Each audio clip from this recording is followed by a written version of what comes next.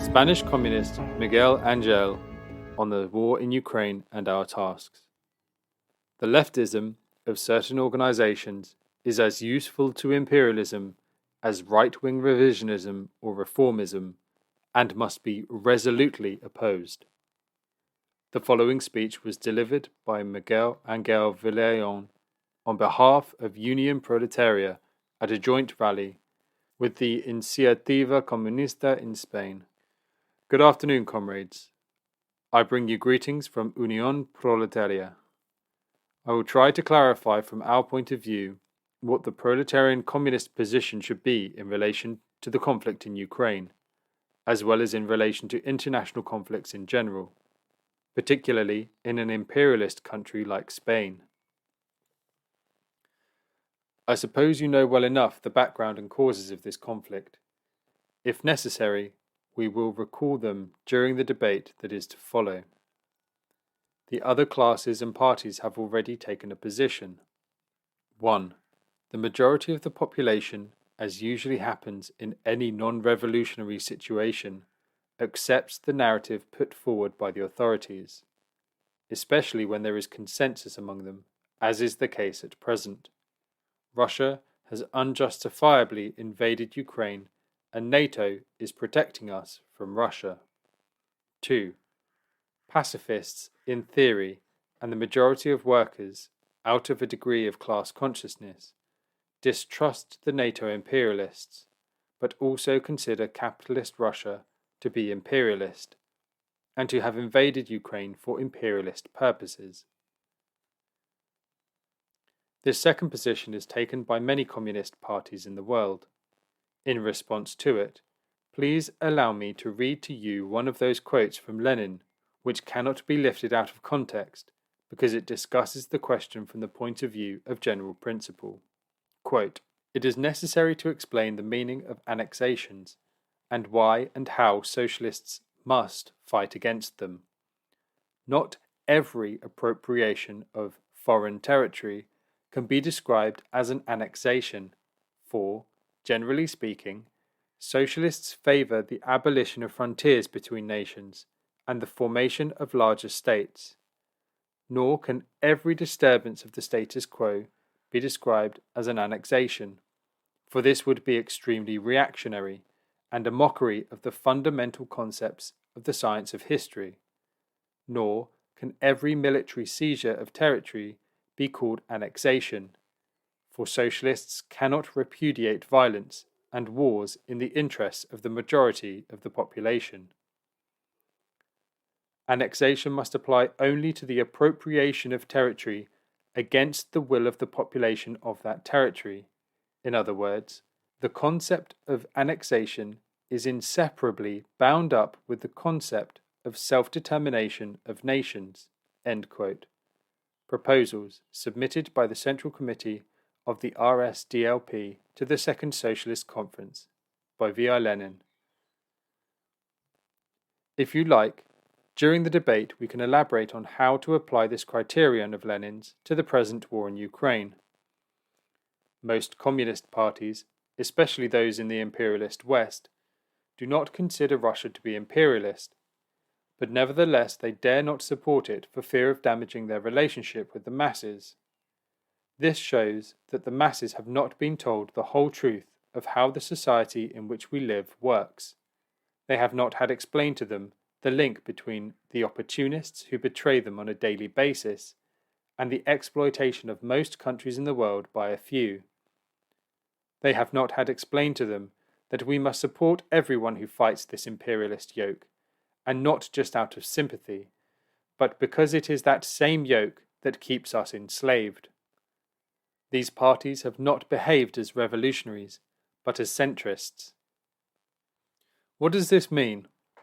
It means that although they have done well to attempt to bring about unity of action with reformist mass organizations, They have done wrong to do so at the expense of the need to explain the essential question of the imperialist oppression by our countries over others. There is also a minority of communists whose sin is not centrism, but the opposite, the sin of leftism. They confuse the part with the whole. They exaggerate certain particular truths to the detriment of concrete truth. In the debate, we will be able to clarify the difference between the particular and the concrete. It is the same process followed by all those who create obstacles to building the necessary workers' and people's unity through insisting on the acceptance of some false idea, some dogma. Currently, their chief international exponent is the KKE, with its theory of the imperialist pyramid. This theory takes from Lenin some of his most important ideas about imperialism and applies them to current capitalist development. But it discards others that are equally important. Thus, starting from the fact that imperialism is the highest stage of capitalism, and that it is characterized by 5 features, they conclude that all capitalist states have become imperialists, some stronger and some weaker, but we must fight them equally. In this new conception of imperialism, the distinction between oppressor and oppressed countries disappears, as does bribery of the labour aristocracy in the oppressor countries as a consequence of this relationship of domination. They advocate a somersault from imperialism to proletarian socialism, despising the democratic struggles of other social sectors and oppressed nations. They miss out the last chapter of the Communist Manifesto, precisely the one that tells us how to put its lessons into practice. In short, this is leftism in quotation marks, because it is as useful to imperialism as right-wing revisionism or reformism. Finally, we communists are exposed to one last danger, which also confuses a part with the whole, but this time equating resistance to imperialism with the suppression of imperialism. This danger consists of waiting passively for someone else to bring us to an idyllic multipolar world that is almost socialist, or which at least respects the political choices of each people. However, the hypothetical victory of Russia, China, and the global South over the current international imperialist system will not, of itself, replace capitalism with socialism.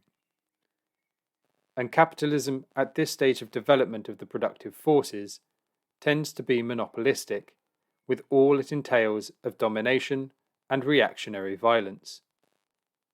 Hitherto, we have only known the imperialism of the old colonial powers, of their conflagrations first, and of their international system in the most recent period. But this does not mean that another cannot form on its ashes. We want to put an end to imperialism altogether. We must develop the class struggle of the proletariat for socialist revolution in all countries. And we will have the bourgeois world against us, however multipolar it may be. I will end this speech with a practical conclusion. In order to achieve the social emancipation of the workers, we must support any struggle that weakens the current imperialist system, the only one that at present exists and operates as such, i.e. the one that is organized around the USA. Its overthrow by Russia, China, and other oppressed countries must therefore be supported. At present, because of the persistent crisis provoked by revisionism in the workers and communist movement, the greatest anti-imperialist force is that national liberation movement. Although its successes cannot eradicate imperialism definitively, unless they entail a revolutionary revitalization of the workers' movement, they do weaken it by opening a window of opportunity for communists to achieve this. Solidarity with this national liberation movement will have to be one of the aspects, together with others, of the program and tactics of the proletarian force that we must gather together so as to concentrate all popular struggles towards the conquest of socialism. Let us soon agree on this plan of unification and implement it step by step, systematically. This is the priority, to reconstitute the Communist Party.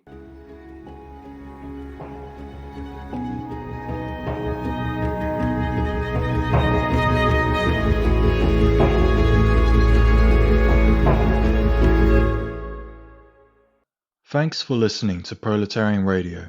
We aim to bring you the best Marxist analysis on current affairs, revolutionary history, and theory. Do like, comment, subscribe, and share our content to help us reach the widest possible audience. We are a small organization with limited resources, and we need worker support if we are to grow and fulfill our mission. If you are able to make a one-off or regular donation, no matter how small, please visit our website at thecommunists.org and register as a supporter.